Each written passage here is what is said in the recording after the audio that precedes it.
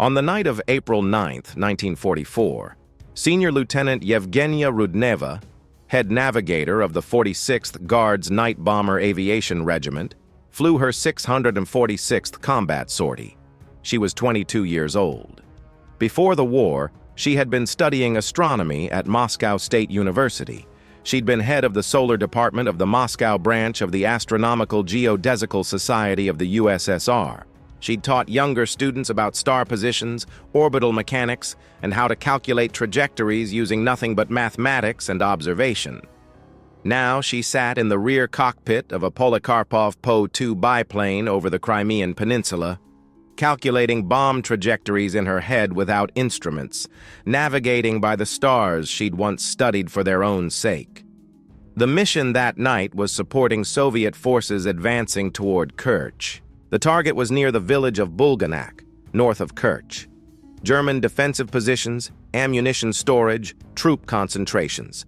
Standard mission profile: approach at altitude, cut engine, glide silently to target, release bombs at precise calculated moment, restart engine, escape. Rudneva had done this 645 times before. She was flying with Praskovya Prokofyeva, one of the newer pilots in the regiment, someone Rudneva was mentoring. The same pattern that had killed Nosal the year before: experienced navigator flies with new pilot to transfer knowledge, reduce risk, protect the newcomer. They approached the target. They cut the engine. They glided. German anti-aircraft fire opened up. Searchlights swept the sky. Flak guns fired continuously. At some point during the glide or just after bomb release, a shell exploded close enough to send fragments through the aircraft. The Po-2 was hit. Rudneva and Prokofyeva were both killed. The aircraft crashed approximately 400 meters behind German lines. Mission 646 was Rudneva's last. She had promised, in a letter written to her astronomy professor in October 1942, that the first bomb she dropped would be for the Faculty of Mechanics and Mathematics, which the Germans bombed. She'd written, "I am defending the honor of the university." Between October 1942 and April 1944, she'd dropped approximately 1,190 bombs, 2 per mission, 645 missions. Every one of those bombs was, in some sense, for the university building that German bombs had destroyed. Every trajectory she calculated in her head was an applied mathematics problem in service of a promise she'd made to defend something that mattered. And then on mission 646, the mathematics ran out. Can an astronomer turn her training in celestial mechanics into bomb trajectory calculations accurate enough to hit targets in the dark?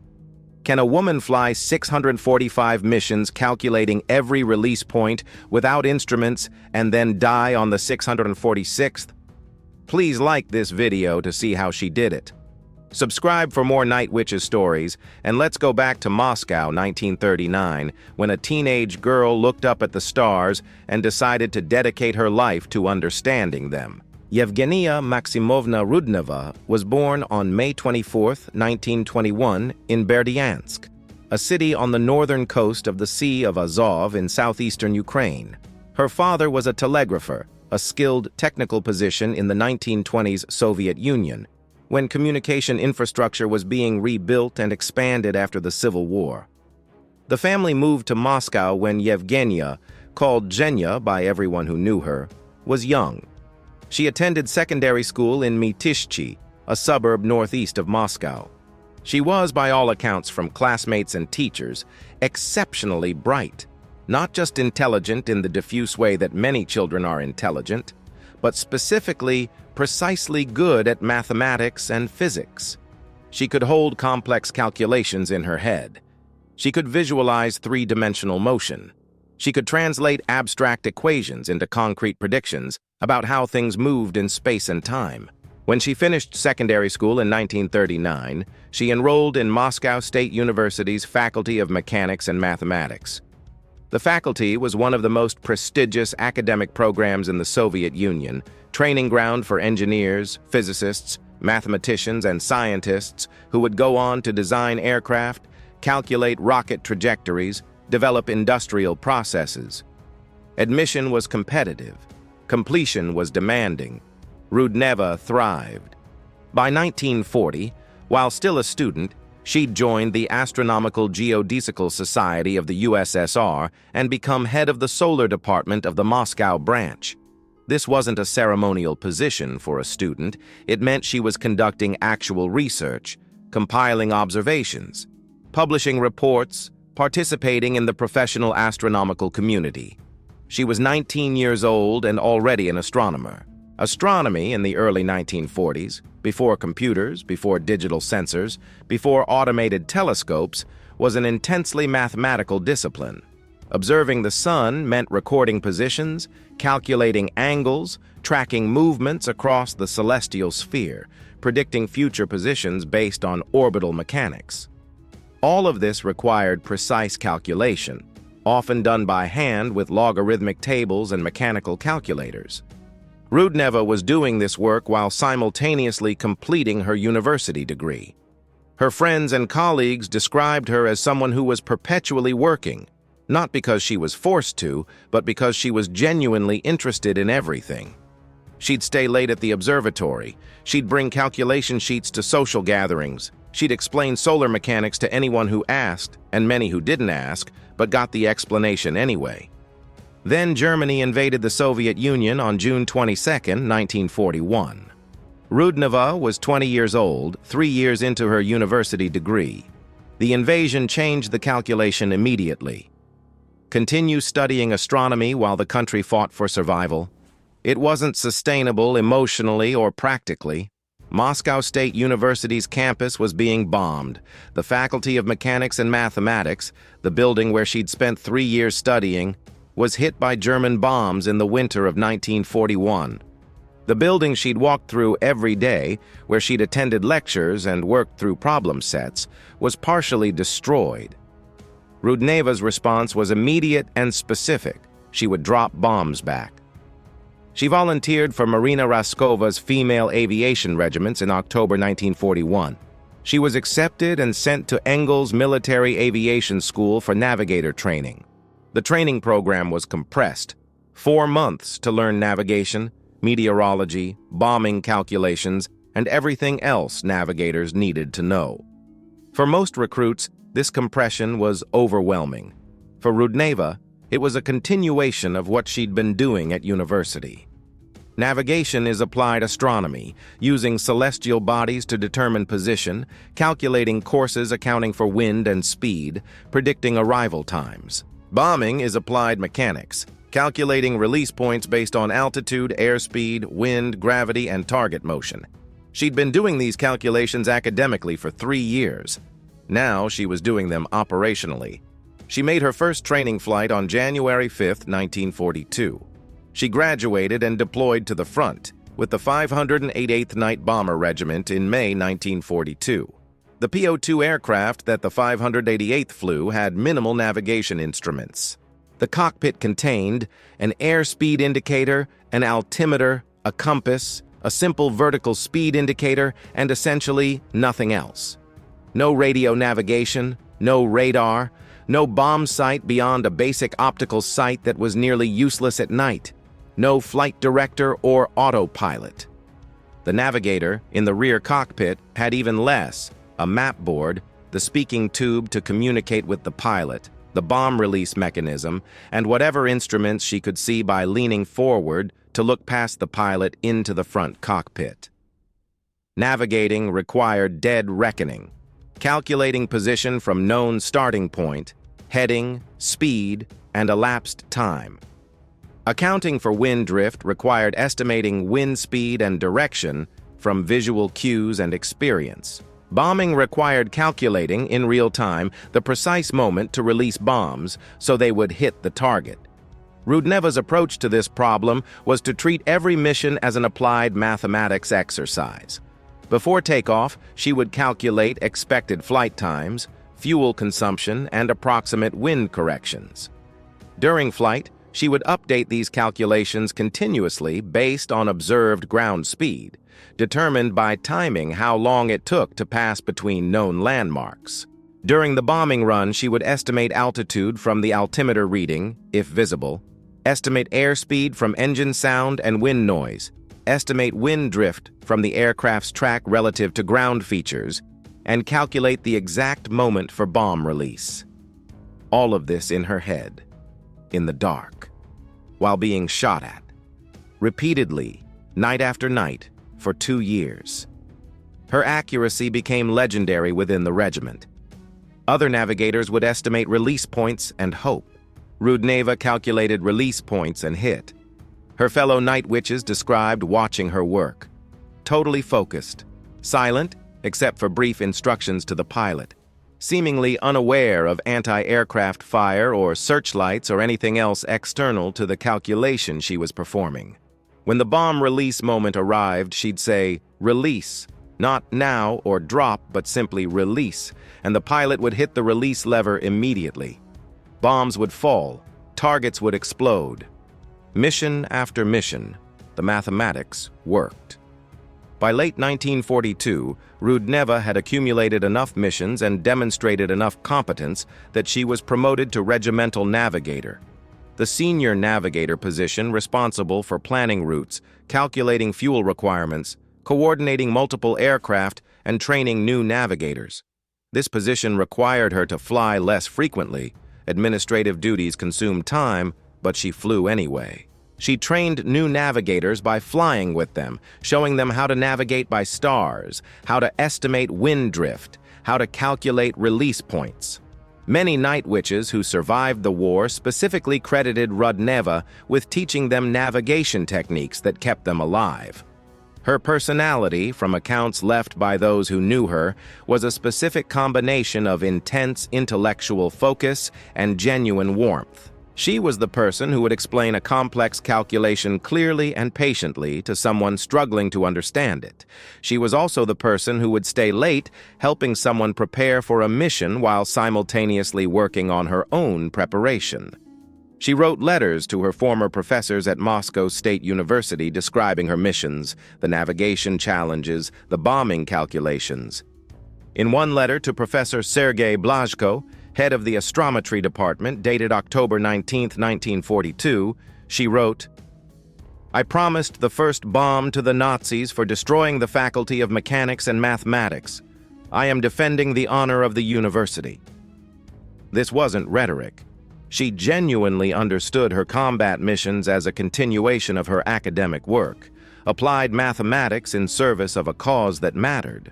The regiment's operations from 1942 through early 1944 took Rudneva across multiple front sectors: Transcaucasian Front, North Caucasian Front, 4th Ukrainian Front, battles for the Crimean Peninsula and Kerch. Each sector had different terrain, different German defenses, different navigation challenges. The Caucasus Mountains required navigation around peaks and through valleys. The Crimean Peninsula involved overwater navigation where landmarks were sparse. Crimea mixed coastal and inland targets. Rudneva adapted to each environment, developing navigation techniques specific to the terrain. In the Caucasus, she used mountain peaks as landmarks for triangulation. Over water, she navigated by timing and dead reckoning with extreme precision.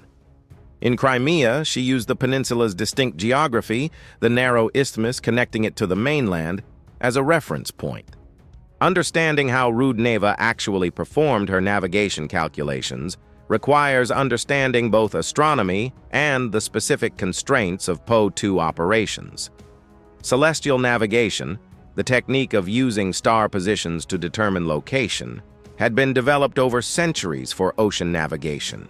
Sailors would measure the angle between a known star and the horizon using a sextant, consult astronomical tables listing predicted star positions, and calculate their latitude and longitude. This process required time, stable platforms, and instruments. Rudneva had none of these. The Po-2 was not a stable platform. She had no sextant. She had no time to perform formal celestial navigation calculations during bombing runs. What she did instead was use her astronomy training to do something simpler and faster: orientation by constellation recognition. On a clear night, If you know which direction you're facing, the stars give you a compass more accurate than any magnetic instrument. Polaris, the North Star, marks true north in the northern hemisphere. The constellation Cassiopeia, visible year-round at northern latitudes, points toward Polaris. Ursa Major, the Big Dipper, points toward Polaris. Once you know north precisely, all other directions follow. East is 90 degrees from north. Rudneva knew these constellations intimately. She'd studied them academically. She'd observed them from Moscow's observatories. She could identify them instantly in any weather that permitted star visibility. During flight, she would continuously check the aircraft's heading against star positions, correcting the pilot's course when needed. Left 5 degrees. She'd spotted a drift. Hold this heading. They were on course. The corrections were constant, subtle, precise. For determining distance traveled, she used dead reckoning combined with landmark timing. Dead reckoning is the process of calculating position from known starting point, heading, speed, and elapsed time. If you know you started at point A, flew north at 90 mph for 10 minutes, you've traveled 15 miles north of point A. Simple in principle, but complicated by wind. Wind pushes aircraft off course. A 20 mph crosswind will move an aircraft flying at 90 mph, approximately 1 mile laterally for every 4 miles of forward travel. Rudneva would estimate wind speed and direction from multiple cues. How the aircraft felt, crosswinds created a slight side-slip sensation, what the ground track looked like relative to the heading, and how long it took to cover known distances between landmarks. She'd observe a landmark, a river, a rail line, a town, note the time, fly until the next landmark appeared, note the time again, calculate ground speed from the distance and time, compare ground speed to airspeed, and derive the wind correction. All of this continuously, all of it in her head, all of it while preparing for the bombing run. The bombing calculation itself was the most time-critical. Once the pilot cut the engine and the aircraft began its glide toward the target, Rudneva had perhaps 30-45 seconds to calculate the release point. The calculation required knowing altitude, read from altimeter if visible, airspeed, estimated from dive angle and time, wind drift, estimated from previous observations, target motion, stationary for most targets, but convoys and trains required prediction, and the time delay between bomb release and impact. Bombs don't fall straight down. They retain the aircraft's forward velocity and follow a ballistic trajectory. At 90 mph horizontal velocity and 1,000 feet altitude, a bomb travels approximately 400 meters horizontally while falling. Rudneva needed to release bombs early enough that their ballistic arc would bring them onto the target. She did this by developing an intuitive sense, trained through hundreds of repetitions, of what early enough felt like for each combination of altitude and speed. When the moment arrived, she'd say, "Release," and trust that her accumulated experience, combined with her mathematical precision, had calculated correctly. Her fellow night witches, when interviewed after the war, consistently described Rudneva's navigation as uncanny. Aircraft she navigated hit their targets more reliably than aircraft she didn't navigate. When new navigators flew with her and watched her work, they'd try to replicate her methods, but found them difficult to learn because so much of what Rudneva did was internalized calculation that she couldn't fully explain. "How do you know when to release?" a new navigator would ask. Rudneva would reply, "You feel it. You calculate altitude, speed, wind, and you feel when it's correct." This was true, but not particularly helpful to someone without her mathematical training and hundreds of missions of practice. What appeared to others as intuition was actually highly trained pattern recognition built on mathematical foundations. By early 1944, Rudneva had been flying combat missions for nearly 2 years. She'd accumulated 645 sorties, one of the highest mission counts in the entire regiment. Only Irina Sebrova, who would finish with 1,008 missions, and a handful of others flew more. The physical and psychological toll of this operational tempo was severe. Rudneva, like every night witch who flew for extended periods, suffered from chronic sleep deprivation, hearing damage from continuous exposure to engine and wind noise, and the accumulated stress of being shot at hundreds of times. But she kept flying, and she kept training new navigators, including Praskovya Prokofyeva. Prokofyeva was one of the newer pilots in the regiment in early 1944. She was capable but inexperienced, perhaps 50 missions accumulated, compared to Rudneva's 645. The regiment's pattern of pairing experienced navigators with newer pilots was designed exactly for situations like this. Transfer knowledge, reduce risk, protect the newcomers until they had enough experience to survive independently. Rudneva had flown with multiple new pilots as part of this pattern. It was a function of her senior position and her competence. On April 9, 1944, she was flying with Prokofyeva on a mission to support Soviet forces advancing on Kerch. The mission itself was routine in the way that Night Witch missions were routine, which is to say, terrifying and dangerous, but following established procedures. Approach the target area, cut the engine, glide silently, release bombs at the calculated moment, restart engine, escape. German defenses around Kerch were heavy. Searchlights, flak batteries of multiple calibers, and increasingly effective night fighter patrols. The regiment had been losing crews to these defenses throughout 1943 and early 1944. August 1st, 1943, the night that killed Glafira Kashirina and 7 others, had demonstrated how lethal the German night fighter force had become. By April 1944, the defenses were even more effective. Rudneva and Prokofyeva's aircraft was hit by anti-aircraft fire near the village of Bulganak. The specific details, which gun, which shell, exact sequence of events, aren't recorded. What's known is that the aircraft was damaged severely enough that both crew members were killed, and the aircraft crashed approximately 400 meters behind German lines. Recovery of bodies wasn't possible immediately because the crash site was in German-held territory. Soviet forces advancing toward Kerch recovered the crash site sometime later. Rudneva and Prokofyeva were buried together. The regiment learned of Rudneva's death through the normal process. Aircraft didn't return from mission, was declared missing, later confirmed lost with crew killed. Commander Yevdokia Bershanskaya gathered the available regiment personnel and announced Rudneva's death. Multiple night witches who survived the war described this as one of the regiment's hardest losses. Not because Rudneva's tactical importance was greater than others, every loss was tactically significant, but because of what she represented: intellect applied to war, an academic choosing combat, someone who could have stayed safely at a university desk, instead flying 645 missions and then dying on the 646th. Rudneva was posthumously awarded the Hero of the Soviet Union on October 26, 1944, 6 months after her death.